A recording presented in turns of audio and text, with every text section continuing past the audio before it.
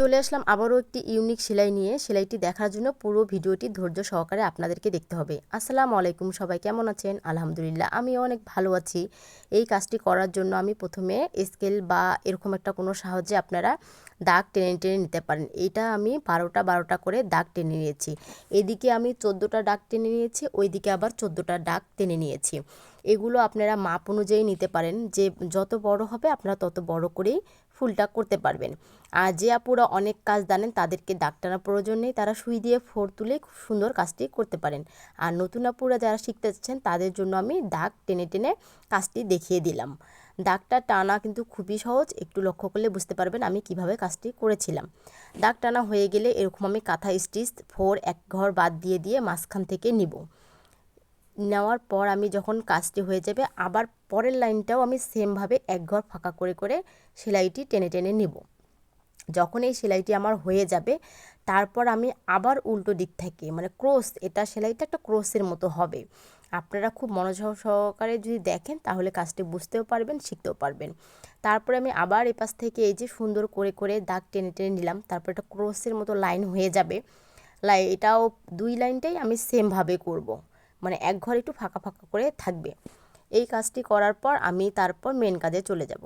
তারপর মেন কাজটা আমরা লক্ষ্য রাখবেন কিভাবে আমি করেছি। এই কাজটা আর কোনো সেলাই হবে না, এটা শুধু সুতার এই যে এক ঘর করে করে সুন্দর করে নিতে হবে।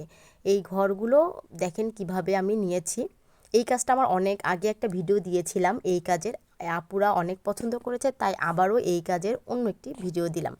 আপনাদের কেমন লাগছে কাজটি অবশ্যই আমাকে জানাবেন। আর আপনারা কি ধরনের ভিডিও আমার কাছে দেখতে চান, কি ধরনের কাজ দেখতে চান অবশ্যই আমাকে জানাবেন, আমি সেই ধরনের কাজ আপনাদেরকে দেখানোর চেষ্টা করব। আর এই কাজটা আমি যেভাবে এপাশ থেকে ফোর তুলেছি সেম ফোরটাই আমি আবার ক্রস করে সেমভাবে পুরো কাজটাই আমি এই ফোরেই করে নেব, সুইটা এক ঘর পেঁচিয়ে পেঁচিয়ে নিয়ে।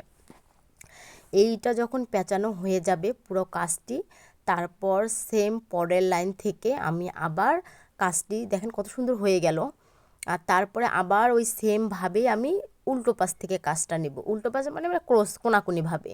আপনারা এটা কিন্তু লক্ষ্য করলে বুঝতে পারবেন, বলে আসলে বোঝানো যায় না, সেলাইয়ের কাজটা দেখলে ভালো করে বোঝানো যায়। আমি অনেক আস্তে আস্তে মানে স্লো করে আপুদেরকে দেখানোর চেষ্টা করেছি। অবশ্যই আপুরা যদি একটু সহকারে দেখেন অবশ্যই দেখে শিখতে পারবে। আর কাজটা আমার কেমন হয়েছে অবশ্যই অবশ্যই আমাকে জানাবেন। আর অবশ্যই লাইক কমেন্ট শেয়ার করে পাশে থাকবেন, কারণ আপনারা কোন ধরনের ভিডিও দেখতে চান, কাজ দেখতে চান, কি ধরনের আর্ট না সেলাইয়ের কাজ অবশ্যই আমাকে জানাবেন, আমি সেই ধরনের কাজগুলো আপনাদেরকে দেখানোর চেষ্টা করব। আজকের মতো আসি, আল্লাহ হাফেজ, আবারও দেখা হবে নতুন কোনো কাজ নিয়ে।